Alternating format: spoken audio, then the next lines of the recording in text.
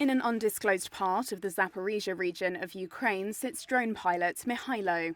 He's testing self-made first-person view drones not far from the front line, where the Ukrainian army pushes on with its counter-offensive against Russian troops. The drone's propellers hum as the small black object zips around in the air. It might look effortless, but 25-year-old Mikhailo says controlling them is no easy feat. Although it's tough to fly the drones well and subsequently hit a target, he says his experience with gaming gives him an advantage. Since I've been transferred to this unit to work with drones, every time I put on my goggles and take the joystick, I recall my mother telling me that those video games would not do me any good. Well, if this isn't useful, then what is? But the drones aren't part of an imaginary video game.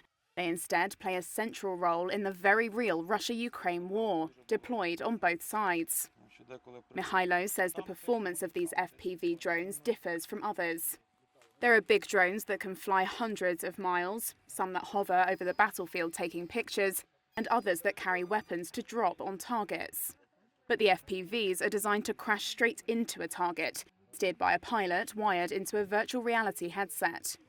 Unlike other drones that can be sent up and monitored, the FPV drones never simply hover. They're always flying fast and looking forward. Their cameras don't even point downwards. Mikhailo says there's a constant game of cat and mouse with enemy troops who try to interfere with remote signals using electronic warfare systems. We received a new batch of drones yesterday, and today we are going to test them.